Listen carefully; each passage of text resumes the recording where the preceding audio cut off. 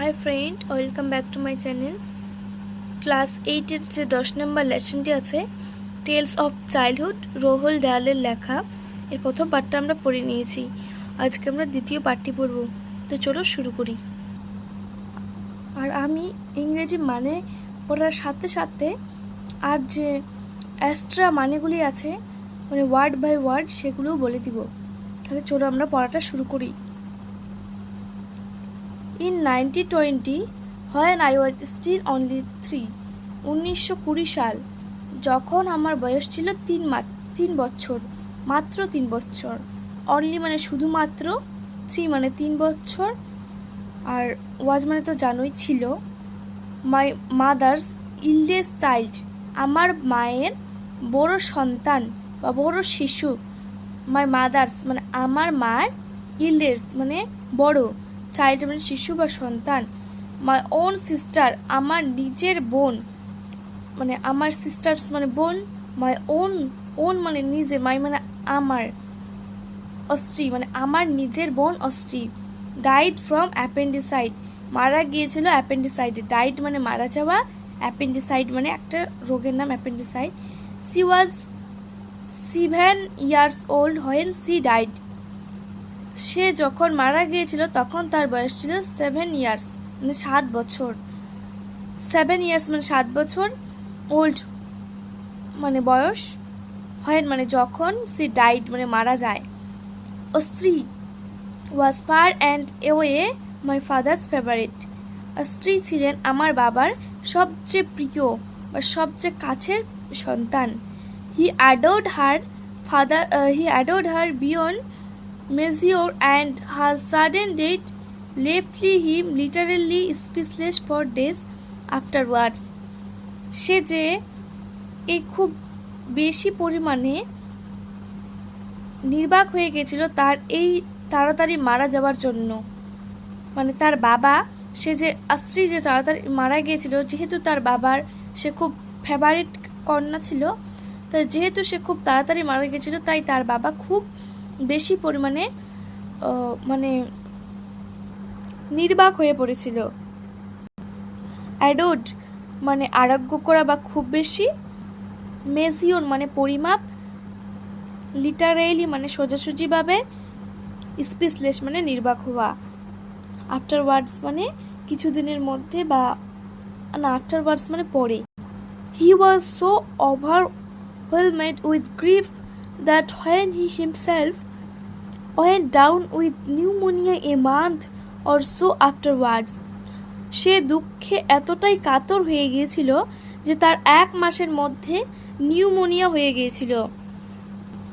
ওভারওয়েল মানে কাতর হয়ে যাওয়া, গ্রিফ মানে দুঃখে, হিমসেলফ মানে সে নিজেই, নিউমোনিয়া মানে একটা রোগ হওয়া বা অসুখ হওয়া, এ মান্থ মানে 1 মাসের মধ্যে, আফটারওয়ার্ডস মানে পরে। He did not much care whether he lived or died, সে তার যত্ন নেওয়া বন্ধ করে দিল, সে মরবে না বাঁচবে। কেয়ার মানে যত্ন নেওয়া, লিভড মানে বাঁচা, আর ডাইড মানে মারা যাওয়া। এবার পরের পেরায় চলে আসো, কি বলছে?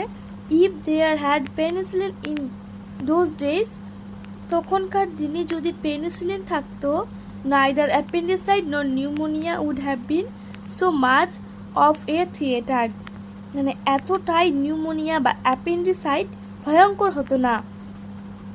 পেনিসিলিন মানে একটা রোগ, থুজ ডেজ মানে তখনকার দিনে, নাইদার মানে না, অ্যাপেন্ডিসাইড মানে অ্যাপেন্ডিসাইড, নর নিউমোনিয়া মানে একটা নিউমোনিয়ার অ্যাপেন্ডিসাইড একটি রোগ, would have been so much of a theatre, theatre মানে ভয়ঙ্কর, আর হ্যাভ বিন সো এগুলো তো টেন্স, মানে হ্যাভ বিন মানে এখানে হ্যাভ বিন আছে অর্থে ব্যবহার করা হচ্ছে।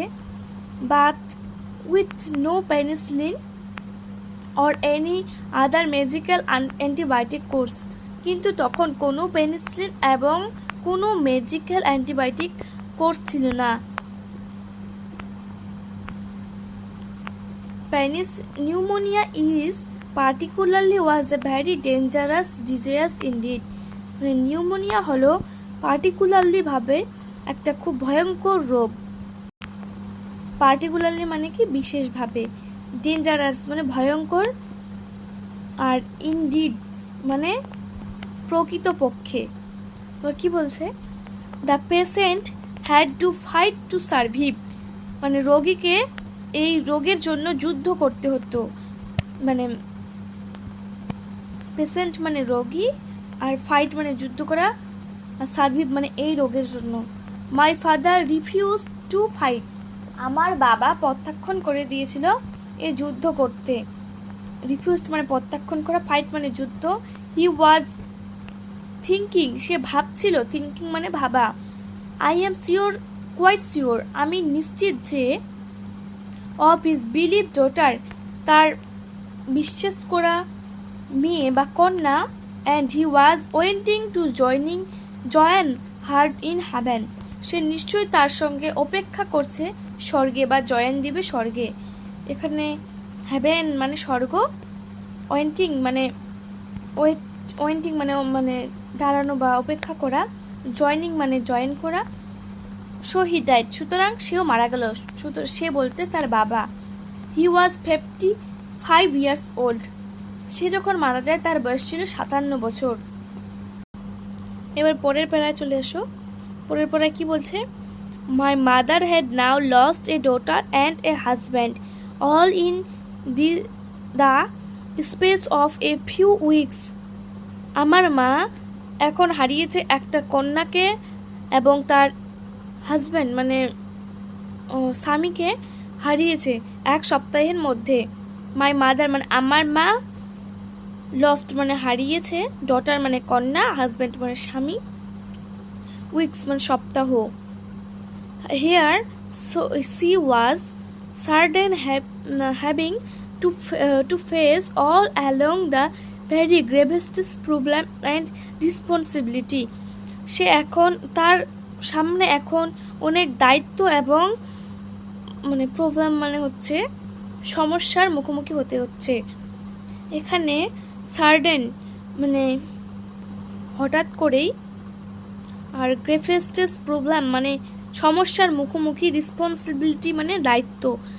C had 5 children to look after, তার এখনও দেখাশোনা করার জন্য 5টি সন্তান রয়েছে। She sold the big house and move a small one a few miles away in Llandaff, সে তার বড় বাড়িটিকে বিক্রি করে দিল এবং ল্যান্ডাফ একটি ছোট বাড়ি কিনে নিল, মানে ল্যান্ডাফের কিছু দূরে। এখানে সোল্ড মানে বিক্রি করা, বিগ হাউস মানে বড় বাড়ি, ল্যান্ডাফ মানে একটি জায়গার নাম। ইট ওয়াজ কল্ড কাম্বারল্যান্ড, এটাকে ডাকা হতো কাম্বারল্যান্ড বলে। And was nothing more than a pleasant medium size suburban villa, এবং যেটি এখন অবস্থিত সুবার্ন ভিলা, মানে তারা সেখানে একটি মাঝারি বাড়ি কিনে নিল, যেটা সুবার্ন ভিলায় অবস্থিত। So it was in Llandaff 2 years ago, এটি এখন ল্যান্ডাফের 2 বছর পরে। When I was 6 years old, যখন আমার বয়স 6 বছর, that I went to my first school, তখন আমি গিয়েছিলাম আমার প্রথম স্কুল। 6 years মানে 6 বছর, ওয়েন্ট মানে যাওয়া, মাই মানে আমার, ফার্স্ট স্কুল মানে প্রথম স্কুল। তো দ্বিতীয় পার্টটি এখান থেকেই ছিল। ভিডিওটি ভালো লাগলে লাইক করবেন, কমেন্ট করবেন, শেয়ার করবেন। সবাই ভালো থাকবেন, সুস্থ থাকবেন।